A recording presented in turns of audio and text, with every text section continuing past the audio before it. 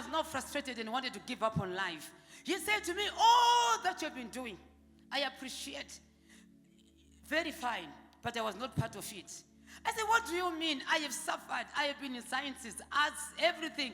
He said to me, sit down, I want to tell you who you are. I said, it's okay. I said, it was after I had had an encounter with an angel in the afternoon, a joiner seat. He came to sit to me, and he said to me, I see you want to give up on life. So I was just saying, yeah, I want to give up, I'm tired. He said, has God ever spoken to you? I said, no. He started to tell me my journey of life. When I just blinked like this, when I opened my eyes, there was no one. I went to the person who was seated next. I said, what about the men? They said, no, you've been sitting alone. I said, no, there was a man here. I asked the other one. They said, no. I became confused. That's when I knew it was an angel. So when I went home that night, that's when now God visited me and he said to me, I'm the one who spoke to you in the afternoon. When you're moving around, I was not part of it. I want to tell you who you are now. I said, who am I? He said, you are a prophet to the nations. I am going to send you now. Leave everything that you've been doing. That's when I left everything. I was so stubborn. I didn't leave. Where I was working, people started to come and visit me wanting prophets. I remember maybe a prayer crew, they would come there. And God said to me, what are you still doing here? I said, no, I will suffer. How am I going to feed myself? Only for one day, they would come and pack 1 o'clock lunch hour. I'll come from my workplace at Hebert there.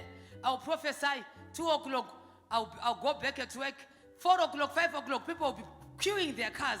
I'll come out. I'll prophesy. Me, I was not thinking about a church. I was just happy with what I was doing. So that demand became so much that instead of them to observe a protocol by coming one, they started coming by 12, knocking at my workplace. We want to see Tracy. My boss just said, okay, come and see her. When they were there, they said, I think you need her more than we need her here. You are fired. Hallelujah.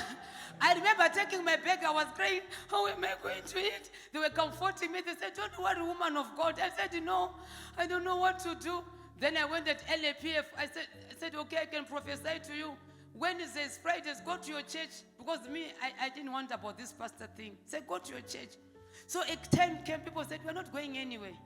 You have to preach to us on a Sunday. I said, no, I'm not interested. They said, no. That's how the ministry started. So when people come to me and ask me, should I start? I tell them, I don't know, because me, I never planned to start. Church started before I agreed. You understand? That's how I became in ministry. I did not even propose to say, on 6 April, I'm going to open. No, people gathered. People said, we're not going anywhere until you agree to become our pastor. That's how I became.